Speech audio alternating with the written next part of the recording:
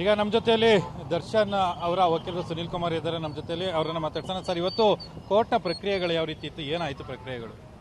ದರ್ಶನ್ ಅವರಿಗೆ ಮೊನ್ನೆ ಉಚ್ಚ ನ್ಯಾಯಾಲಯ ಅವರಿಗೆ ರೆಗ್ಯುಲರ್ ಬೇಲ್ನ ಕೊಟ್ಟಿದ್ರು.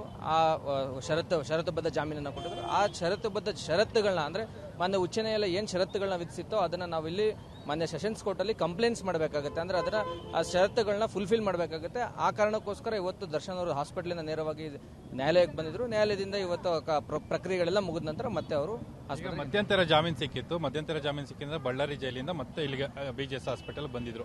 ಇವತ್ತು ಇಲ್ಲಿಗೆ ಬರೋಂಥ ಅನಿವಾರ್ಯತೆ ಮತ್ತು ಅವಶ್ಯಕತೆ ಏನಿತ್ತು ಅಂತ?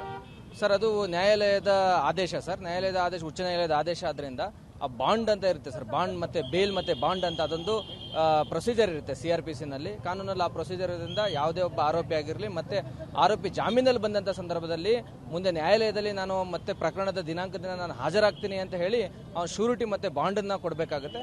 ಒಂದು ವೇಳೆ ಆ ವ್ಯಕ್ತಿ ತಪ್ಪಿಸ್ಕೊಂಡಂತ ಸಂದರ್ಭದಲ್ಲಿ ನ್ಯಾಯಾಲಯ ಆ ವ್ಯಕ್ತಿಗೆ ಶೂರಿಟಿ ಆಗಿರುವಂತಹ ವ್ಯಕ್ತಿಗಳನ್ನ ಆ ಶೂರಿತಿಗಳನ್ನ ಜಪ್ತುಪಡಿಸಿಕೊಳ್ಳುವಂತ ಅಧಿಕಾರ ನ್ಯಾಯಾಲಯಕ್ಕಿದೆ. ಆದ್ರಿಂದ ಈಗ ಬಳ್ಳಾರಿ ಜೈಲಿಂದ ಅವರು ಹೊರಗಡೆ ಬಂದಿದ್ದು, ಈಗ ಮತ್ತೆ ಬಳ್ಳಾರಿ ಜೈಲಿಗೆ ಹೋಗಿ ಆ ರೀತಿ ಏನಾದ್ರು ಪ್ರೊಸೀಜರ್ಗಳೇನಾದ್ರು ಇದೆಯಾ, ಬಾಕಿ ಇದೆಯಾ, ಇಲ್ಲ ಅವಶ್ಯಕತೆ ಇದೆಯಾ, ಇಲ್ಲ ಇಲ್ಲಿಂದನೇ ಕಂಪ್ಲೀಟ್ ಕ್ಲೋಸ್? ಇಲ್ಲ, ಅದ್ರದ್ದು ಅವಶ್ಯಕತೆ ಇಲ್ಲ ಸರ್. ಅದ್ರದ್ದು ಅವಶ್ಯಕತೆ ಮತ್ತೆ ಜೈಲಿಗೆ ಹೋಗಿ ಅವರು ಅಲ್ಲಿ ಸಿಗ್ನೇಚರ್ ಮಾಡಿ ಹೋಗಿ ಬರೋಂತ ಯಾವುದೇ ಅಂತ ಇದು ಇಲ್ಲ.